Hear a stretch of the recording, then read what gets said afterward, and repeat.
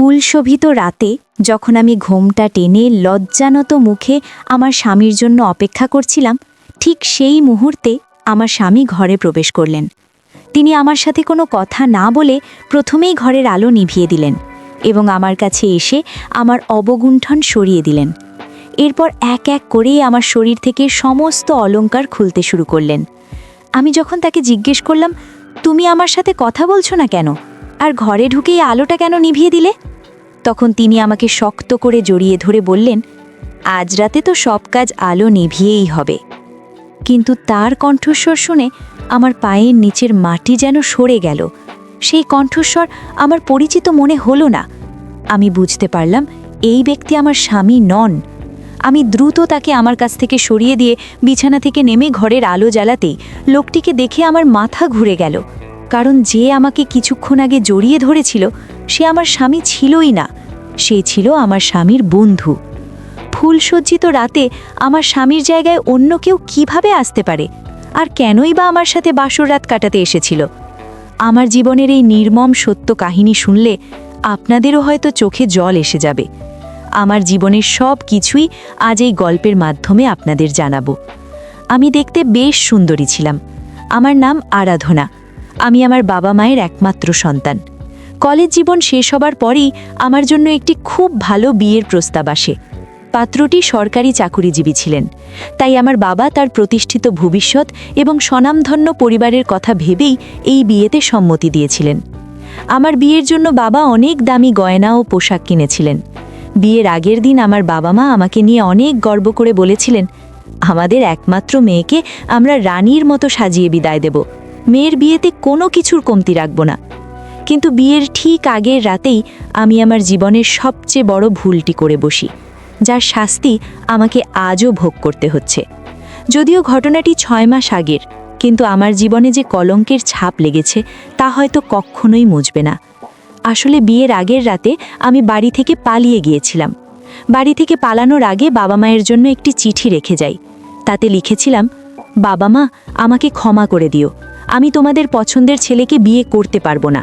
আমি যাকে ভালোবাসি তার সাথেই ঘর বাঁধতে চাই। আমি তোমাদের অনেকবার বলেছিলাম যে আমি রণবীরকে ভালোবাসি, তোমরা আমার বিয়ে রণবীরের সাথে দিতে চাওনি। আসলে বিয়ের আগের রাতে আমার প্রেমিক রণবীরের হাত ধরে আমি অজানার পথে পা বাড়িয়েছিলাম।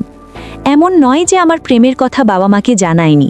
আমি বেশ কয়েকবার আমার প্রেমিক রণবীরের ব্যাপারে তাদের বলেছিলাম, কিন্তু আমার বাবা স্পষ্টভাবে জানিয়ে দিয়েছিলেন যে রণবীরের সাথে আমার বিয়ে কখনোই দেবেন না, কারণ আমার প্রেমিক বেকার ছিল এবং অনাথ ছিল।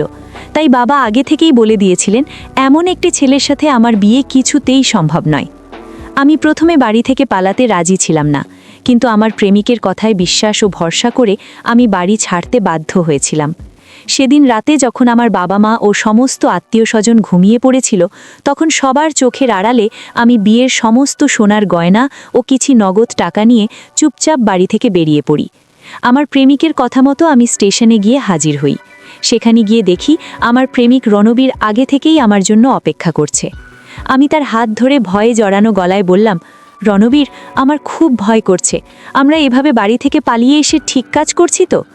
তখন রণবীর আমাকে ভালোবেসে জড়িয়ে ধরে বলেছিল, আমি তোমাকে খুব ভালোবাসি, আমরা তো কোনো অন্যায় করছি না, আমরা একে অপরকে ভালোবেসে বিয়ে করতে চাই, এতে ভয়ের কি আছে?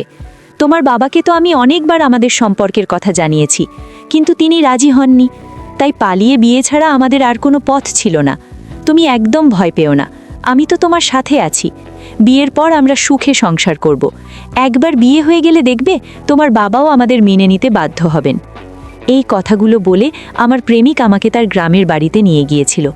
ওদিকে আমার বাড়িতে তখন কত অতিথি, কত আত্মীয় স্বজন আমার বিয়ের অনুষ্ঠানে আনন্দ উল্লাসে ব্যস্ত ছিল। আর এদিকে আমি সবার চোখে ধুলো দিয়ে বাবা মায়ের সম্মান ধুলোয় মিশিয়ে দিয়ে বাড়ি থেকে পালিয়ে এসেছিলাম। আমি কখনো কল্পনাও করতে পারিনি যে সেদিন বাড়ি থেকে পালিয়ে এসে আমি জীবনে কত বড় ভুল করতে চলেছি। পালিয়ে আসার পর আমার প্রেমিক আমাকে তার গ্রামের বাড়িতে নিয়ে গেল। তার বাড়িটা খুব ছোট ছিল।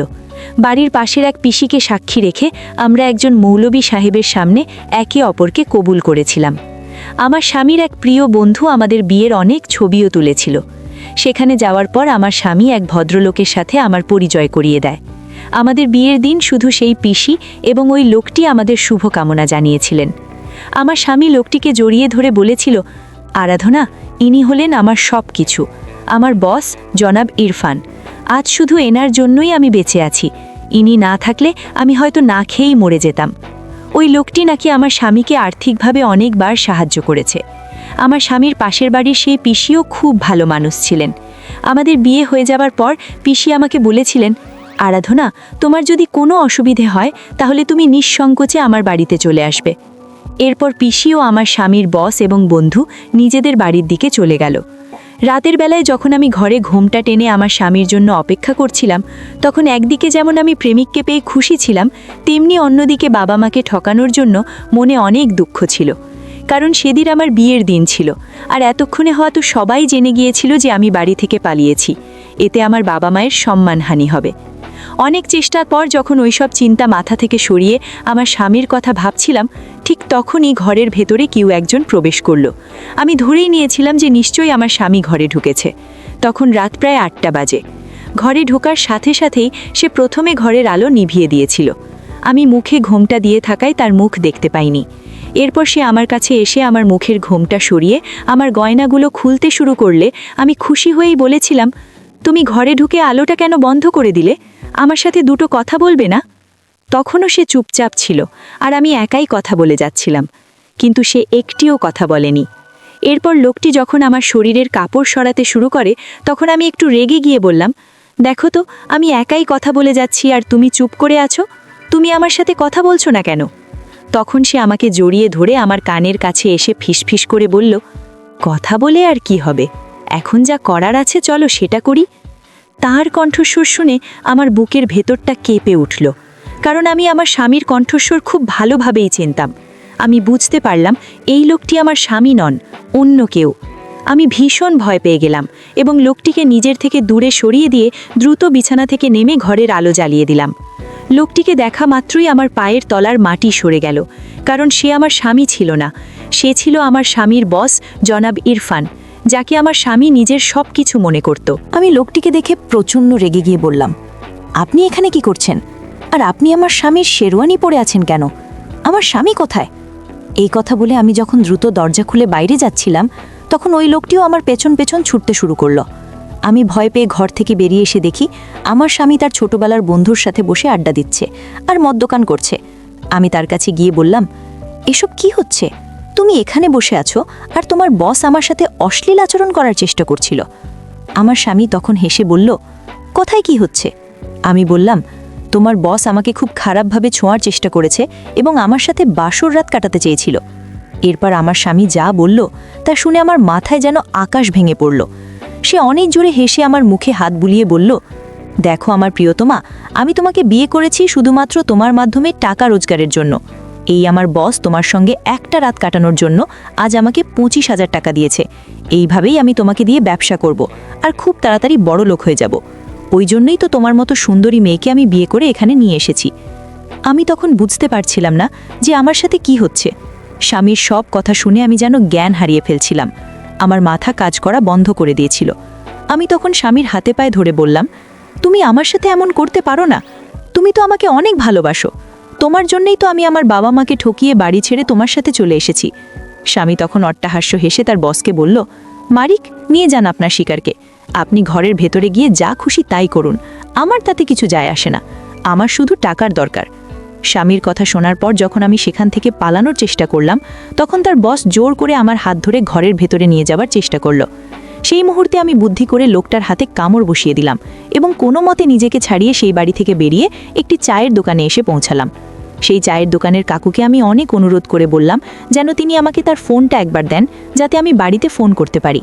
সেই কাকু আমার কান্না দেখে দয়া করে আমাকে তার ফোনটা দিলেন। আমি ফোনটা পেয়েই আমার বাবাকে ফোন করলাম। বাবা ফোনটা ধরতেই আমার কান্নার আওয়াজ শুনে খুব রেগে গিয়ে বললেন, তোর সাথে আমাদের আর কোনো সম্পর্ক নেই। আমাদের মান সম্মান সব নষ্ট করে আজ আমাদের কাছে সাহায্য চাইছিস? তুই আমাদের জন্য মরে গেছিস। আমাদের কোনো সন্তান নেই, আমরা নিঃসন্তান। খবরদার, আমাকে বা তোর মাকে আর কোনোদিন ফোন করে বিরক্ত করবি না। এই কথা বলে আমার বাবা ফোনটা কেটে দিলেন। আমি তখন বুঝতে পারছিলাম না যে কি করব। আমি দ্রুত সেখান থেকে পালিয়ে পাশের বাড়ির সেই পিসির কাছে গেলাম। আমি পিসির বাড়িতে পৌঁছানোর সাথে সাথে আমার স্বামীও সেখানে হাজির হলো। সে আমার হাত ধরে জোর করে আমাকে নিজের ঘরে ফিরিয়ে নিয়ে যাবার নাটক করতে লাগলো। তখন আমি পিসিকে সব সত্যি কথা খুলে বললাম যে আমার স্বামী আমার সাথে কী ধরনের প্রতারণা করেছে। সবকিছু শোনার পর পিসি আমার স্বামীকে বললেন, রণবীর, তুমি এখান থেকে চলে যাও, নইলে আমি পুলিশ ডাকতে বাধ্য হব। আমার স্বামী পুলিশের নাম শুনে সেখান থেকে চলে গেল। যাবার আগে আমাকে হুমকি দিয়ে বলল, জানো তুমি কতদিন এখানে লুকিয়ে থাকবে? তোমাকে তো আমার কাছেই ফিরে আসতে হবে, কারণ আমি তোমার স্বামী। সেদিন আমি পিসির বাড়িতেই থেকে গেলাম। সেখানে 2 দিন থাকার পর আমি আবার বাড়িতে ফোন করেছিলাম, কিন্তু বাবা আমাকে আর গ্রহণ করতে রাজি ছিলেন না। ওদিকে পিসির বাড়িতে 6-7 দিন থাকার পর একদিন রাতে পিসির স্বামীও আমার ওপর খারাপ নজর দেয়। আমি তখন চিৎকার করে পিসিকে সব কিছু জানিয়ে দিই যে তার স্বামী কিভাবে আমার সাথে নোংরামি করার চেষ্টা করেছে। সেদিন পিসি আমাকে জোর করে একটা গাড়িতে তুলে দিয়ে আমার বাড়িতে নিয়ে আসেন এবং আমার বাবার হাত জোর করে বলেন, কাকু, দয়া করে আপনি আপনার মেয়েকে ক্ষমা করে দিন।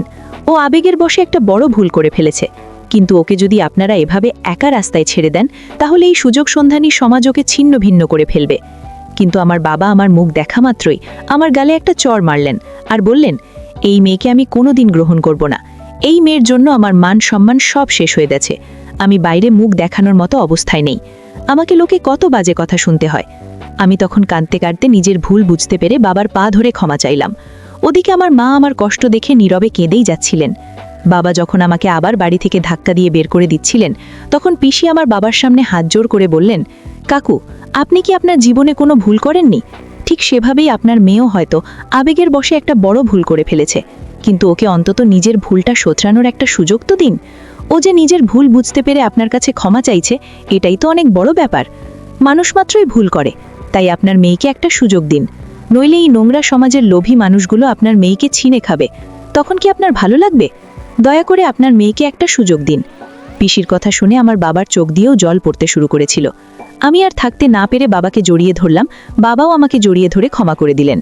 এরপর আমিও আমার বাবা মিলে আমার সেই প্রতারক প্রেমিকের বিরুদ্ধে মামলা করি এবং তাকে জেলে পাঠাই। সে আমার সাথে ভালোবাসার নাটক করে আমাকে বিয়ে করে আমাকে দিয়ে ব্যবসা করানোর চেষ্টা করেছিল। এখন সেই শয়তান জেলেই আছে, আর আমি আমার বাবা মায়ের সাথে আছি। আমি জানি আমি যত বড় ভুল করেছি, সেই ভুলের ক্ষত হয়তো আমার সারা জীবনেও শুকাবে না। তাই দয়া করে আবেগের বশে তোমরাও কোনো অচেনা অজানা ছেলের জন্য বাবা মাকে ঠুকিয়ে বাড়ি ছেড়ে পালিয়ে যেও না, নইলে আমার মতোই পরিণতি ভোগ করতে হবে। বন্ধুরা, আজকের গল্পটি এখানেই শেষ করছি। গল্পে কোনো ভুল ত্রুটি থাকলে ক্ষমা করে দেবেন। গল্পটি ভালো লাগলে অবশ্যই লাইক, শেয়ার ও সাবস্ক্রাইব করতে ভুলবেন না।